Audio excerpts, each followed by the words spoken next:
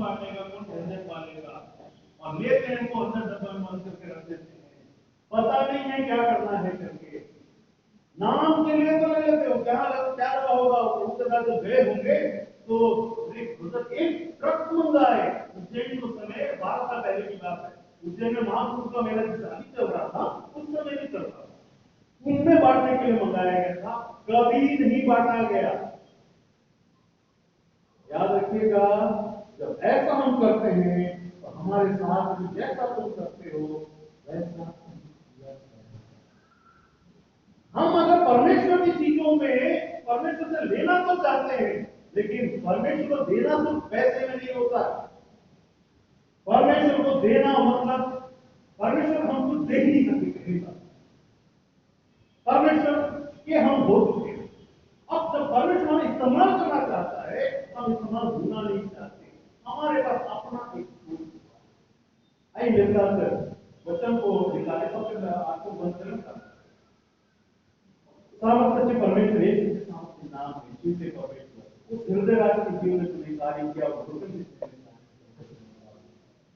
लेकिन प्रभु परमेश्वर होने दे कि हमारे द्वारा से भी ऐसे बहुत आज के कार्य होने पाए।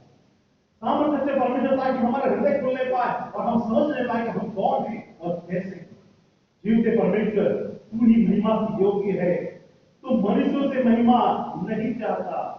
सामर्थ्य परमेश्वर तुझे कौन महिमा दे सकता है? तू महिमा से भरा हुआ है, महिमा और सामर्थ्य से भरा हुआ है, तू ही हम पर अपनी महिमा को प्रकट कर।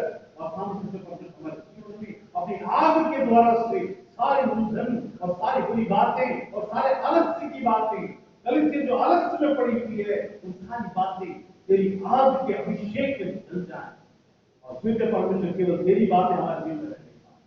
यीशु के सामर्थ्य नाम निकाल लिए। एक वचन का हम देखेंगे, यिर्मयाह उसका 5वां अध्याय और 4वां।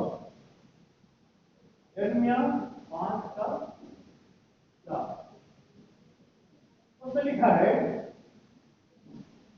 वे लोग तो कंगाल और अबोध भी हैं, क्योंकि यहोवा का मार्ग और परमेश्वर का नियम नहीं जानते। क्या लिखा है? फिर मैंने सोचा ये लोग तो कंगाल और अबोधी हैं, क्योंकि ये परमेश्वर यहोवा का मार्ग और परमेश्वर का नियम नहीं जानते। हालेलुया। परमेश्वर का मार्ग और परमेश्वर का नियम अगर हम नहीं जानेंगे तो हम अबोध, हमारी जो बौद्धिक क्षमता है वो विकसित नहीं होगी। इस प्रकार छोटा बच्चा है, वो जब बढ़ता है अगर उसका बौद्धिक विकास नहीं होता है तो क्या होता है मालूम है? वो अबोध रह जाता है। बालकपन में अच्छी बात, बालकपन में अबोध अच्छी बात, उसके बाद बढ़ना चाहिए। There should be a scope that we should do. एक रास्ता होना चाहिए, एक कोशिश होनी चाहिए, बढ़ने का प्रयास होना चाहिए। हम अपने सब बच्चों को स्कूल भेजते हैं ताकि उसका बौद्धिक विकास। उसके बाद ये लोग अबोध और कंगाल दोनों को जोड़ा गया है। अबोध और कंगाल, कंगाल दो स्थिति में, कलीसिया में कंगाल हम किस प्रकार से होते हैं? हम आशीष देने में कंगाल होते हैं। हालेलुया। हम मुंह से आशीष तो बोलते हैं, प्रभु मुझे आशीष दे, लेकिन अंदर में आशीष नामक चीज हल्का खाली रहता है।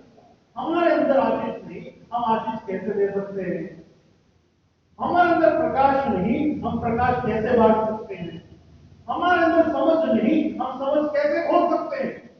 हमारे अंदर खुद, हमारे अंदर में बौद्धिक क्षमता नहीं, हम दूसरों की समस्या को कैसे समझ सकते हैं? जबकि परमेश्वर ने इन सब बातों के लिए हमें रखा है, इन सब बातों में हमें अमीर बनाकर रखा है, और उसने कहा कि तुम्हारे पास ऐसा कटोरा है जो स्वर्ग की बातों को भर सकता है। आपको मालूम है, हम लोग सिर्फ जो मसीह को मानते हैं वही लोग ऐसे हैं जो स्वर्ग की बातों को कंटेन कर सकते हैं। कैसे? और लोग नहीं कर सकते क्या? और उनके पास बुद्धि नहीं है क्या? बुद्धि है, लेकिन उनके पास संसारिक कंटेनर है। हमारे पास कौन सा कंटेनर है? पवित्र किया हुआ, शुद्ध किया हुआ, तैयार किया हुआ, बड़ा किया हुआ एक कंटेनर दे दिया गया है जो हमारे मन के अंदर में है, जो कंटेन करता है। अब हमारी जिम्मेदारी बनती है इस कंटेनर को शुद्ध रखें, पवित्र रखें और बढ़ाएं और बढ़ाएं। जब हम इसको बढ़ाते हैं और बढ़ाते हैं तब स्वर्ग की और बातें और बातें और बातें, तब हम विश्वास में और आगे बढ़ते चले।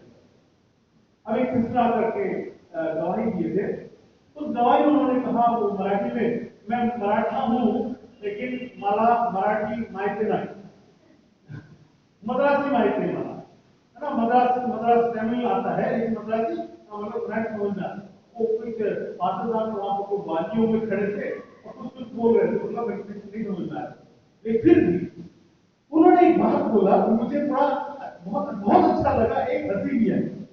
उनको एक चीज नहीं मालूम कि वो मसीह में जीवन जीते हुए हमेशा तैयार थे, उनको तैयारी करने की जरूरत नहीं थी।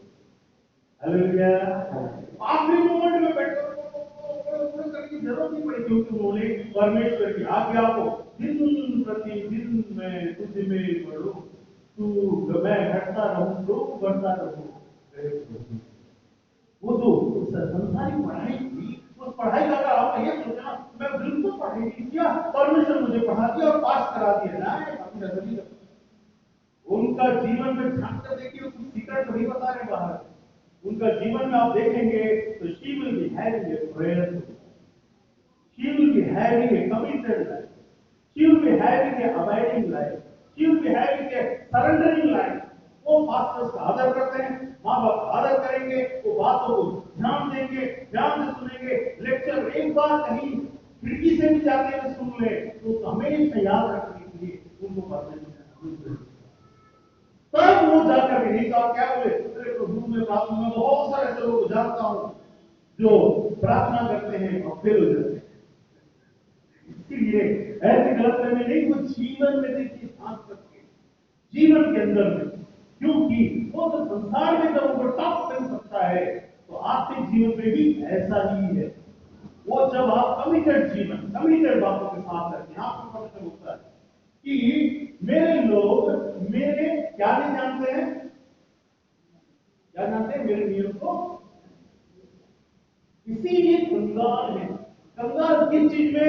एक बात याद रखिए, परमेश्वर कभी भी पैसा को लाभ ऐसा नहीं देता।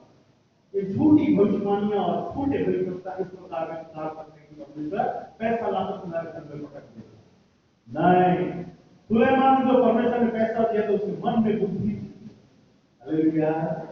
आपको क्षमता देता है, आपको कैपेबिलिटी देता है, आपको एबिलिटी देता है, आपको ज्ञान देता है, और उस बात में उसके बाद आपके बेसिकनेस और आपकी पूर्ति के अनुसार आप उसमें आगे बढ़ते हैं।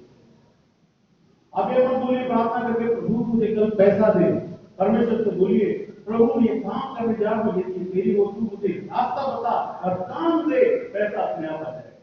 हालेलुया। इसीलिए यहां पर बोलता है, अब हम ये जानने की आवश्यकता है। मैं अपने बारे में एक चीज बता देता हूं, मैं बहुत पुराना एस्ट्रोलॉजर था, कुंडली देखते हैं, तांत्रिक मांत्रिक करते हैं, ये सब में जब सेंट्रल गवर्नमेंट में था तो एस्ट्रोलॉजर था।